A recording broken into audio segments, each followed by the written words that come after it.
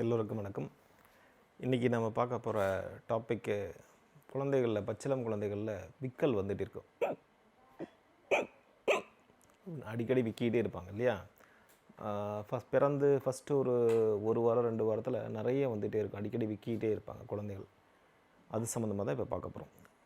இது ஏன் இப்படி ஃபஸ்ட்டு வருது அப்படின்னா, நமக்கு மூளையிலிருந்து ஒரு நரம்பு, வேகஸ் நர்வ் அப்படிங்கிற நர்வ் வந்து இப்படியே கீழே இறங்கி உணவு குழாய்க்கு பக்கத்தில் அப்படியே உணவு குழாய்க்கு பின்னாடி அப்படியே இறங்கி கீழே இறங்கி போய் அந்த ஒரு சதைக்கு வரும்.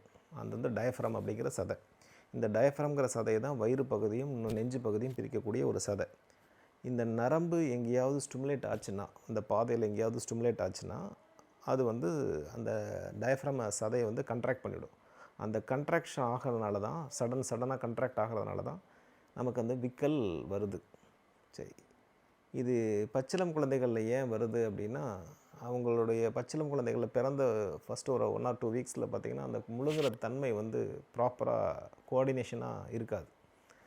உள்ளே போன பால் சம்டைம்ஸ் மேலே வந்துட்டு திருப்பியும் வந்து அவங்க முழுங்குவாங்க. ஸோ கோஆர்டினேஷனாக இருக்காது. அந்த கோஆர்டினேஷன் இல்லாதனால அந்த உணவு குழாய் வந்து டிஸ்டன்ட் ஆகி அது கோஆர்டினேஷனாக கண்ட்ராக்ட் ஆகும்போது, இன்கோஆர்டினேஷனாக கண்ட்ராக்ட் ஆகும்போது அதுக்கு பின்னாடி இருக்கிற நரம்பை வந்து ஸ்டிமுலேட் பண்ணி விட்ரும். ஸ்டிமுலேட் பண்ணுறதுனால அந்த சடனாக விக்கல் வந்துகிட்டே இருக்கும். இது வந்து பெரியவங்களை கம்பேர் பண்ணும்போது சின்ன குழந்தைகளுக்கு ஷார்ட் பீரியட்லேயே அது முடிஞ்சிடும். இந்த மாதிரி விக்கல் வர சமயத்தில் ஏதாவது பண்ணணுமா சார் அப்படின்னா, ஒன்றுமே பண்ண வேண்டியதில்லை, தானாக சரியாயிரும். இது ஏதாவது அலார்மிங்காக அது பயப்பட மாதிரியான கண்டிஷனாக இருந்தாலும் அதெல்லாம் எதுவுமே இல்லை. நீங்கள் இந்த டைமில் வந்து தாராளமாக பால் கொடுக்கலாம். இது ஃபியூ மினிட்ஸில் அது தானாகவே சரியாயிடும். இதுக்காக நத்திங் டு ஒரி. நன்றி.